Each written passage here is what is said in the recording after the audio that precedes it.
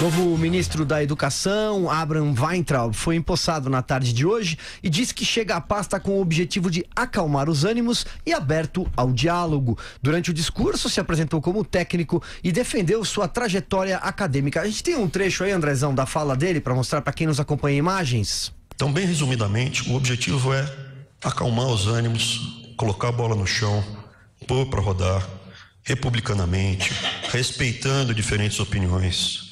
Tem gente que fala que eu sou muito radical. Eu não sou radical, eu sou aberto ao diálogo. O que você não pode é descumprir a lei. Você não pode pregar a violência e esperar a tolerância. Enquanto você não ameaçar a vida ou a integridade física de alguém, eu estou sempre aberto ao diálogo. Muito bem, lembrando que ele substitui Ricardo Vélez Rodrigues, que deixou o posto. O novo ministro falou da substituição como uma metáfora entre a pasta e um time de futebol, abro aspas para ele. É normal que um técnico faça uma substituição ou outra, mas não significa que o jogador seja ruim ou seja bom. Naquele momento, ele só não era adequado para aquela posição. Vamos lá, a avaliação da Vera Magalhães. Silvio, eu achei boa a fala do ministro nesse breve discurso na sua posse no Palácio do Planalto. Achei boa principalmente porque ele ressaltou que a sua missão é eminentemente técnica e não política. O que me leva a crer que ele vai gerir o ministério de acordo com dados, de acordo com números, de acordo com as missões ali da pasta, que são muitas, são bastante relevantes e são bastante definidas. Elas são baseadas em provas, em avaliações, em dados que têm de ser produzidos, em tarefas que já estão mais ou menos esquadrinhadas. Tem o financiamento da educação para ser definido, o Fundeb, que é a principal fonte de financiamento da educação. Falei sobre isso hoje no Jornal da Manhã. Ele vence em 2020 e ainda não há um substituto para ele. Isso significa dizer que toda a educação básica, todo o dinheiro que chegar na ponta para estados e municípios gerirem a educação brasileira, tem a sua fonte de financiamento se esgotando em um ano, no prazo de um ano, sem que saibamos o que será colocado no lugar. Uma tarefa desta magnitude coloca em segundo, terceiro, quarto plano qualquer discussão ideológica que se tenha a respeito dos destinos da educação. Então, eu acho que esse deve ser o foco. Eu acho que o ministro tem essa dimensão, espero que tenha.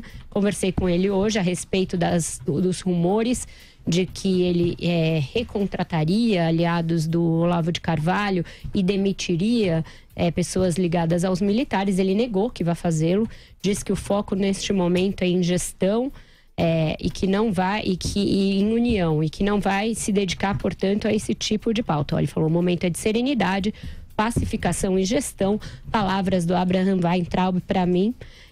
Então, eu acho que a gente tem de dar um voto de confiança para o ministro. Ele está sendo designado para apagar um incêndio no MEC. E está sendo designado no momento em que o presidente da República admite que foi um desastre o que houve ali. Até disse que o Vélez é boa gente e tal, fez ali uma mesura ele na entrevista ao Augusto Nunes, porém disse que ele não tem expertise em gestão. O Weintraub também não tem em gestão pública. A sua experiência em gestão pública se resume a esses 3 primeiros meses como secretário executivo da Casa Civil. Porém, é o coração do governo, coração gerencial do governo. Da Casa Civil saiu, por exemplo, toda a MP que reestruturou a Esplanada. Ele foi coordenador executivo da transição, portanto também atuou em questões administrativas e foi o elaborador do plano de governo. Então, alguma experiência gerencial e experiência programática também na área de educação ele tem. Currículo ele tem uma boa formação sólida e tem experiência na educação, não como formulador de políticas públicas de educação, mas como professor e, portanto, tem familiaridade com o ambiente, pelo menos universitário. Essas são premissas que podem ser supridas, se ele realmente for pelo caminho técnico, com dados que o próprio MEC já tem.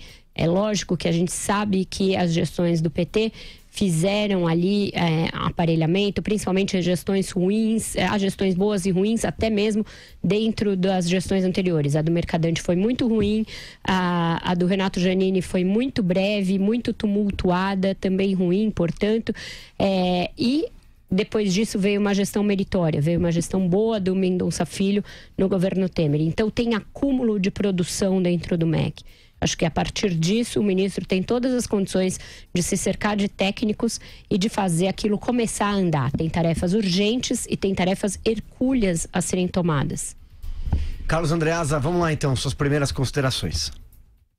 O ministro é qualificado, sem dúvida nenhuma, o currículo dele se impõe, tem uma experiência importante na iniciativa privada e acho que algo dessa experiência de gestão na iniciativa privada somado a esse período importante, curto, mas importante na Casa Civil, responsável por parte importante da reestruturação do governo, de reestruturação da esplanada, memória muito importante do trabalho na formulação, na organização do programa de governo. Tudo isso eu acho que credencia o novo ministro ao nosso voto de confiança. O voto de confiança que todo mundo que inicia um trabalho merece ter, não será diferente com ele. Aliás, como teve Vélez Rodrigues para tocar a sua pasta.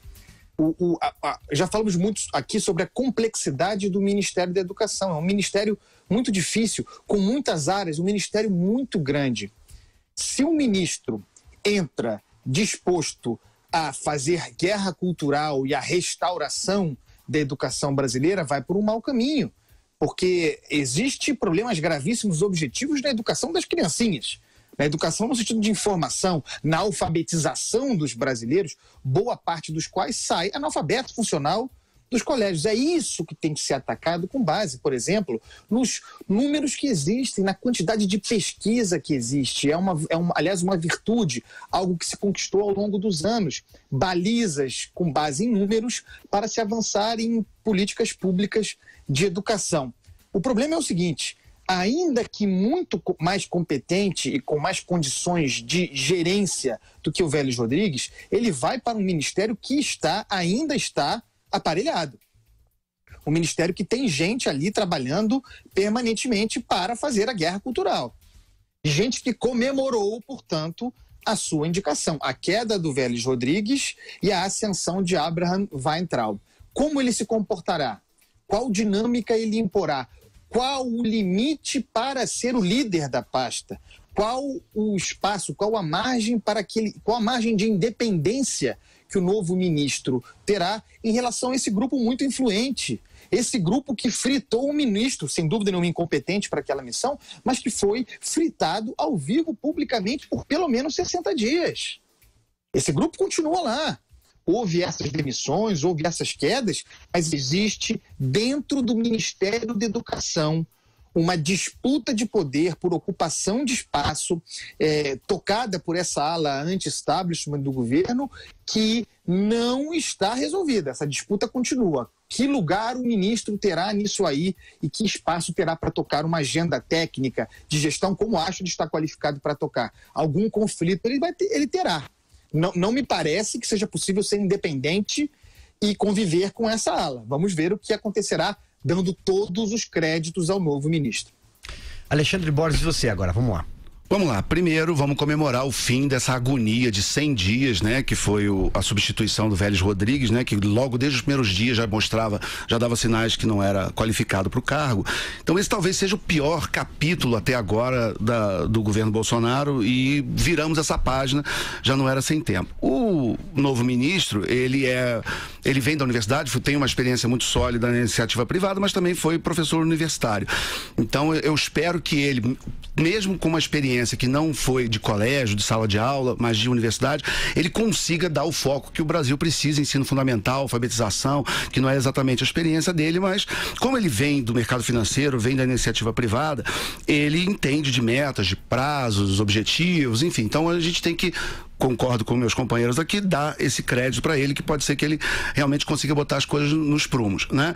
O mais importante é o seguinte: quando ele diz que ele quer acalmar os ânimos, eu acho que ele está mandando uma mensagem para dentro de casa, antes de qualquer coisa, porque os ânimos que precisam ser acalmados são dentro do Ministério da Educação, né? Você tem essas alas todas, essas alas ideológicas que eu até nem gosto tanto de chamar de anti-establishment, porque hoje eles já são um novo establishment, né? Eles estão no poder, né? Mas eles tem essa ala ideológica, tem a ala técnica, tem alas de partidos, tem gente que, pelo que a gente ouve também, muita pressão de fundações privadas, enfim. Então você tem muitas facções atuando dentro do Ministério, e eu acho que quando ele diz que quer acalmar os ânimos, ele tem que começar dentro de casa. Vamos aguardar e vamos ver. Deixa eu só concordar, eu acho que o Andreasa e o Alexandre têm um bom ponto, né? Quanto a essa balcanização que existe hoje em dia no MEC. Não se trata só de trazer de volta aqueles olavistas que foram demitidos e demitir alguns dos representantes dos militares, algo que ele me disse que não fará. Se trata de pegar os que ainda estão lá, remanescentes, e fazendo essa guerrilha e organizá-los de forma a que trabalhem de acordo com a sua pauta, com a sua agenda, e não como vinham atuando em nome, sabe-se lá do quê? Sabe-se lá de qual guerra cultural. Isso não é fácil, uma vez que ele próprio comunga de muitas dessas ideias, né? Nos últimos dias tem vindo à tona opiniões do ministro, algumas delas bastante controversas a respeito da universidade, a respeito de como se deve combater a tal guerra cultural, etc. Mas eu acho que as pessoas, quando chegam a certos cargos, elas têm de deixar de lado, deixar ali numa espécie de balcão, numa espécie de escaninho, as suas convicções, muitas delas, e partir para os desafios que são daquela pasta. Eu acho que muitos dos ministros tiveram que fazer essa conversão, de certa maneira, a um novo papel. O Sérgio Moro era um juiz. Ao assumir como ministro, as premissas mudam. Então, a gente espera que o ministro entenda isso e que use as estatísticas que existem, use a produção que já existe. O Bolsonaro disse ontem na entrevista, que a gente vai discutir mais detidamente depois, que o problema da educação brasileira leva 20 anos, mas não pode ser assim. Não temos 20 anos para começar a equacionar esses problemas. E a Base Nacional Comum Curricular, ela tem prazos. Você tem prazo para colocar as crianças para serem alfabetizadas na idade certa. Você tem prazo para cumprir uma meta em que as crianças saibam fazer as 4 operações matemáticas. Você tem prazo para colocar a criança em creche.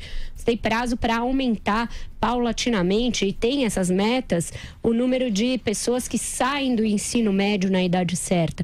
Então, para equacionar esses prazos, para colocá-los para valer, o ministro tem que pôr o bloco na rua para trabalhar. Então, acho que não vai nem haver tempo para a guerra cultural, se ele quiser entregar números, porque é disso que se trata. É uma pasta que tem indicadores. Se os números forem piores no Bolsonaro que na Dilma, terá sido um desastre para ele. Então, eu acho que não tem tempo para a guerrilha cultural. Ele tem que pôr o bloco na rua. Tem provas que têm que ser aplicadas em outubro, que não começaram a ser feitas. Tem licitações que não foram postas na rua ainda. É muito trabalho braçal para se dar ao luxo de fazer guerra cultural.